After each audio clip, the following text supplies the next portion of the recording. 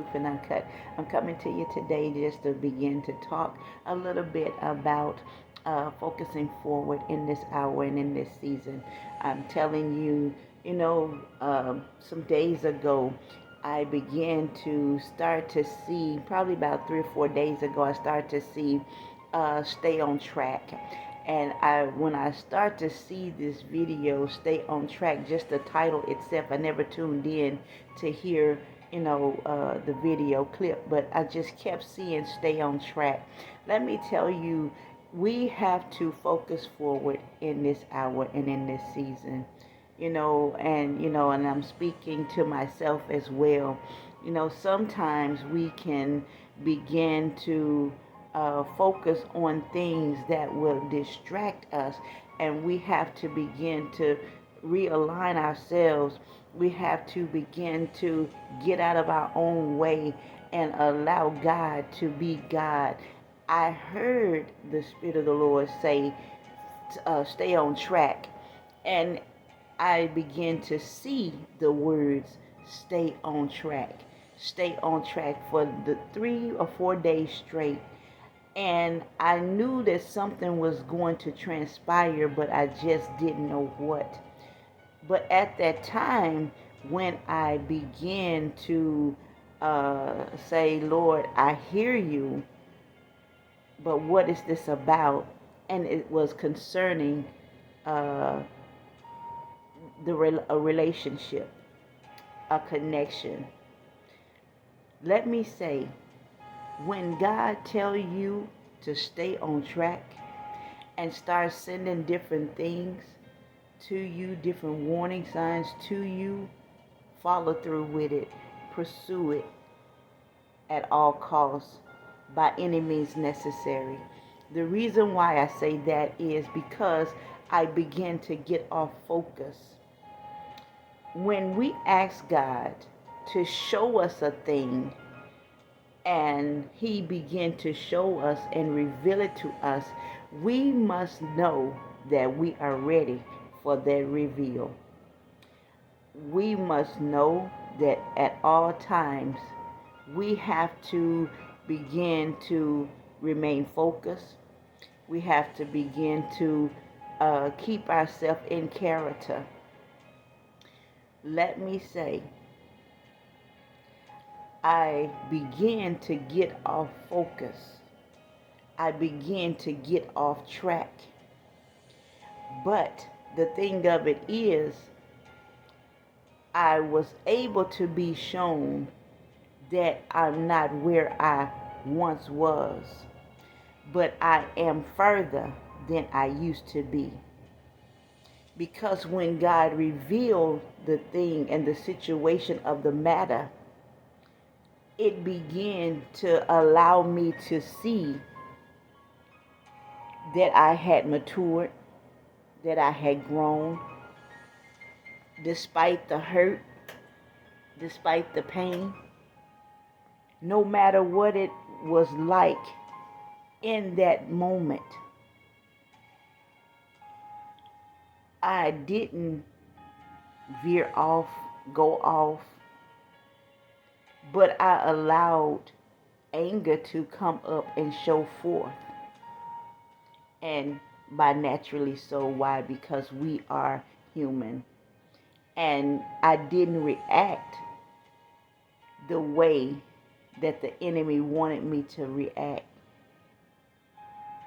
So with that being said, sometimes when we have not matured in certain areas, God will allow us to see ourselves.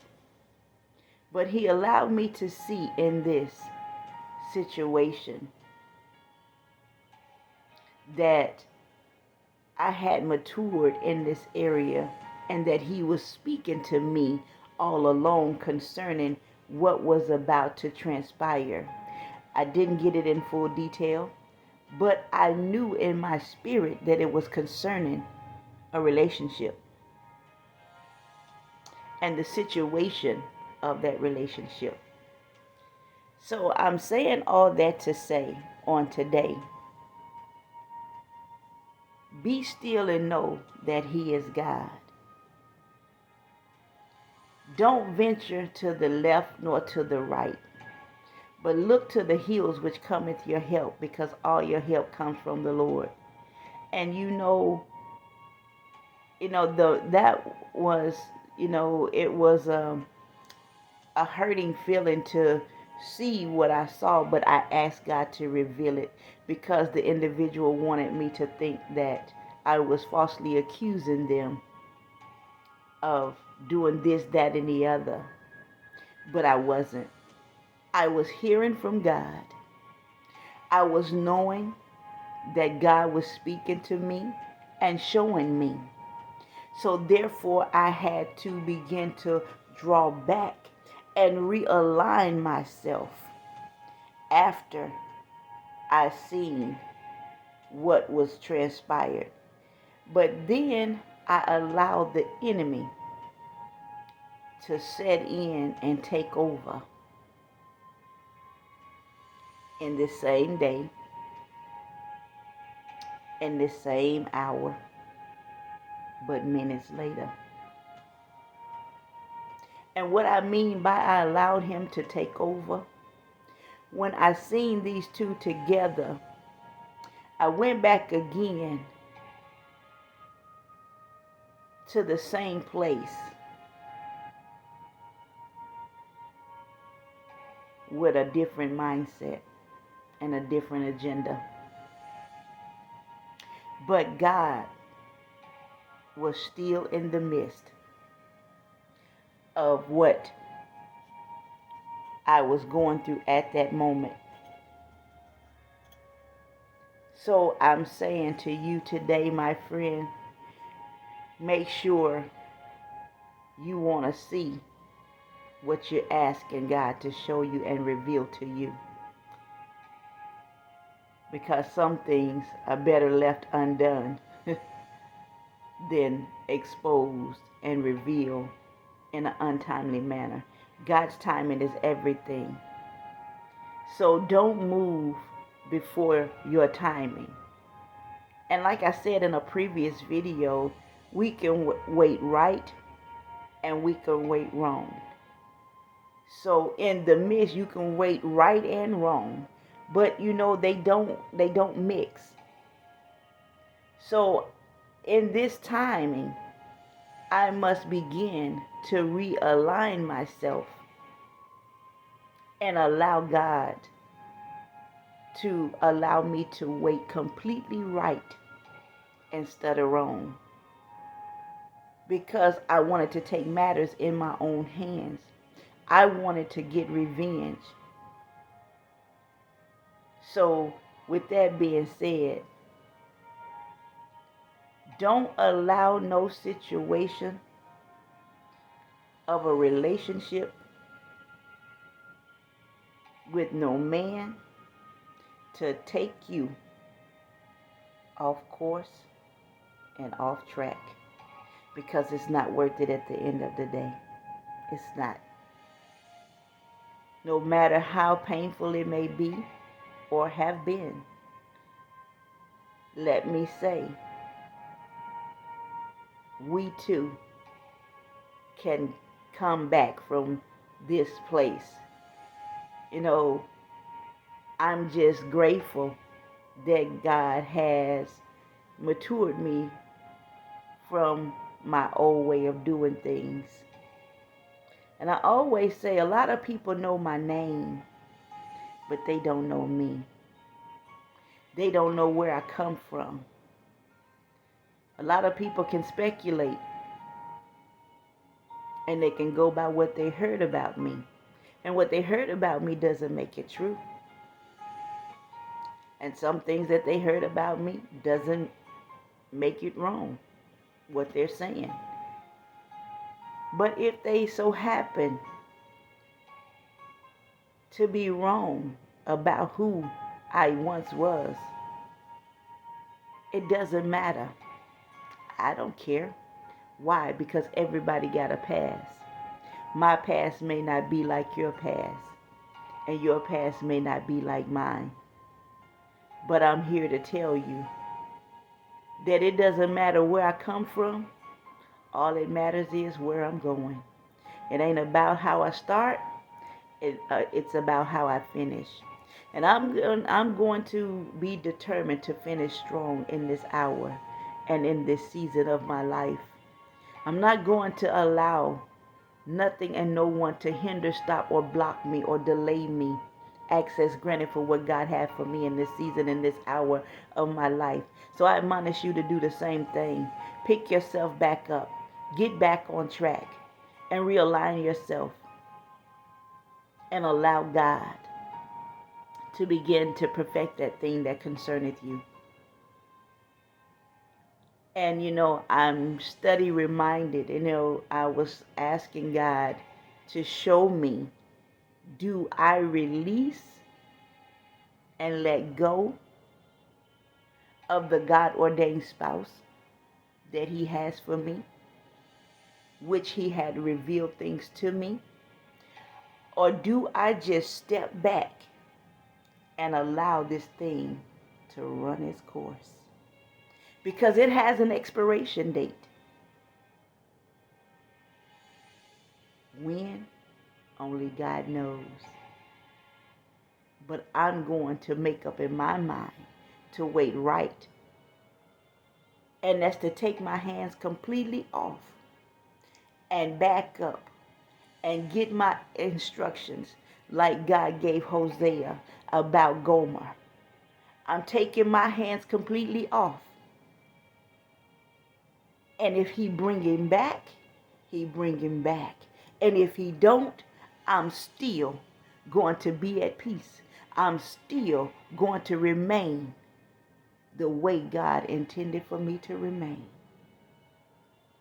We can't be bent out of shape because of what is transpiring. God already knew that it was going to happen before we did. We just didn't know. So I'm telling you today, my friend, let's wait right instead of wrong.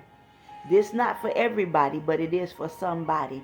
If you are waiting on a God-ordained spouse and you know that your God-ordained spouse has entwined and entangled themselves with the yoke of bondage and tied themselves to another individual, let me say, wait right, my friend.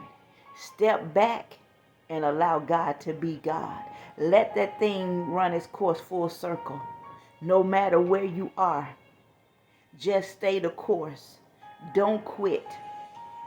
Don't give up. Don't give in. Don't get tired, because God is not finished yet. Yet though He slay me, yet still will I trust Him.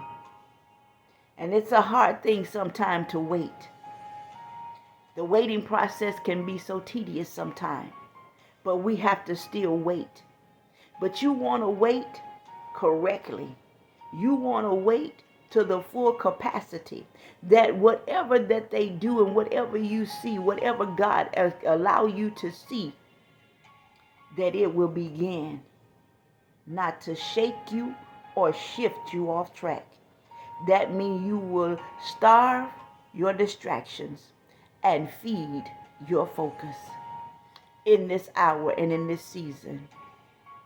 And I know that a lot of ladies may be a little weary and waiting, for their God-ordained spouse. I get it. But let's wait right. And look, I'm talking to those that know that marriage is ministry. I'm talking to those that know that their God-ordained spouse have been delayed by Jezebel or Delilah or concubine spirit, or maybe all three in one. Just know that you have to wait in the posture of prayer. You have to wait in the posture of consecrating yourself. You have to wait in the posture of laying prostrate before the Lord.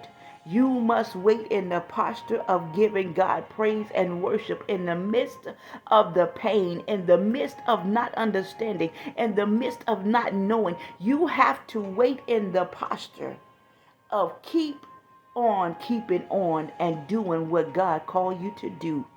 Whatever He called you to do, if it's getting that ministry started alone, do it. If it's beginning to start the business alone, do it. Whatever it is, just do it. I'm telling you, wait right to the full capacity. Why? Because it's necessary that we wait right. Allow God to begin to move the hurt, the pain, the anger that has been placed there. And if you're not aware of your anger that you may have while waiting and while dealing with the God ordained spouse, let me say, as long as they're dealing with somebody else, begin to back all the way up and begin to let them be them. And if God changes his mind about the two of you, about him and myself, let me say to you today, my friend, it doesn't matter. Get a I don't care spirit. Don't care if they move on and make that choice that they want to make, because God will raise up another. And I ask God, is there another?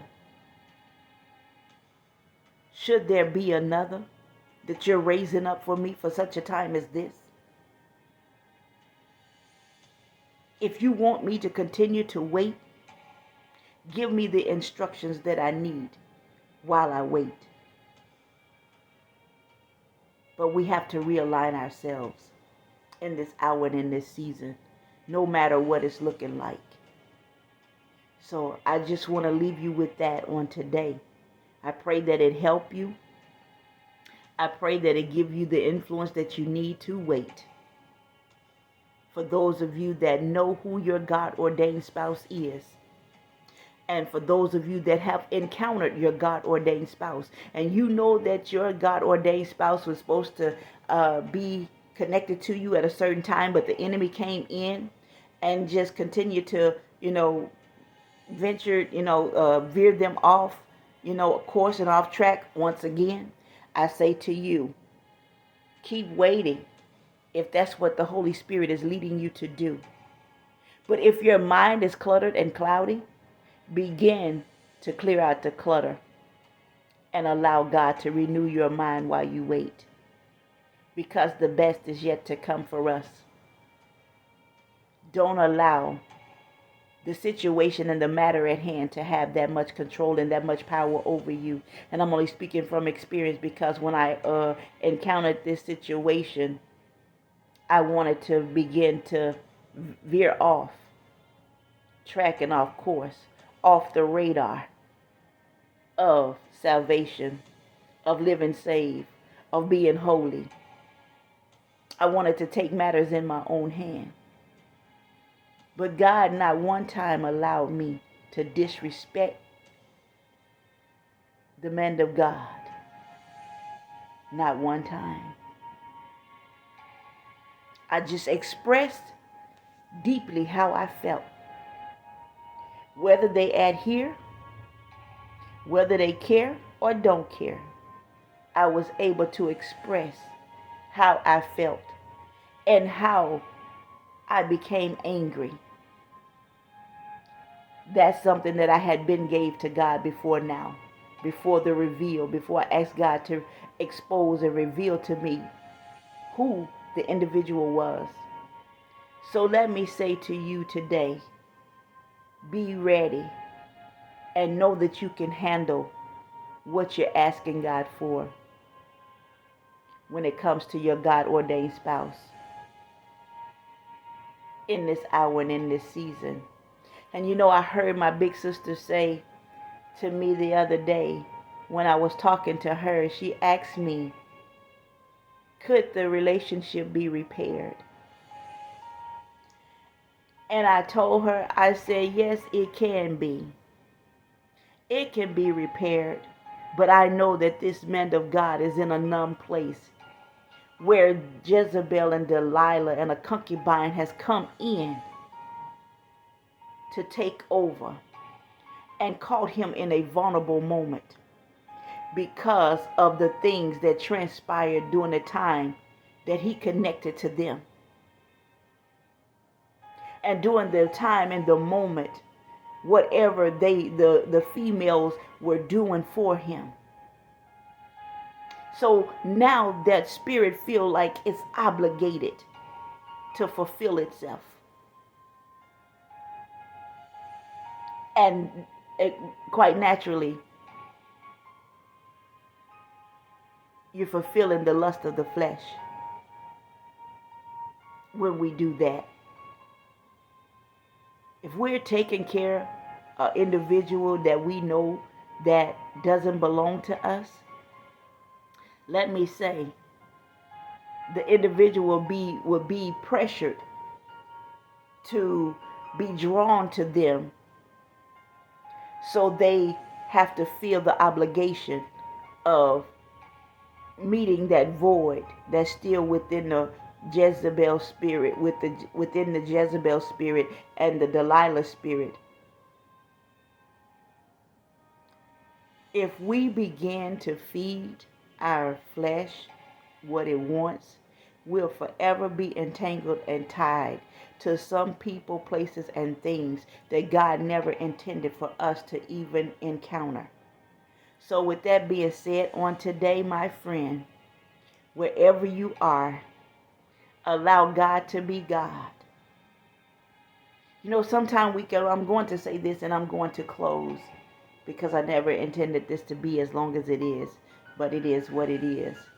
And it must needed to be said and heard. But sometimes I lost my thought, but I just want to say, hold on. A change is coming. It'll come back to me, and if I have to put it in another video, quite naturally I will. Why? Because I'm here for it. I'm here to shift. I'm here to climb and apply pressure to every area of my life now. So we must make up in our mind to let go and seek God like never before in this hour and in this season. And I hate when the enemy come and steal my thought, but I thank and appreciate God for this time and this opportunity that I can even come and share with you. My life is an open book. And I just felt like, some things needed to be said. Because what I do behind the scenes is what you see me do out front. I don't have no hidden agendas. I don't have no hidden motives. I don't want to cause nobody to stumble. That's why I have to be careful who I share and what I share with them. So that with that being said, I only share with mature ears that can hear me in the spirit and that can hear me in the natural. So I just truly thank and appreciate you for listening to me. I lost my thought, but it will come back to me, and it'll come back up in another video, because I'm not done yet. Whatever the Holy Spirit lead me to share, that's what I'm going to share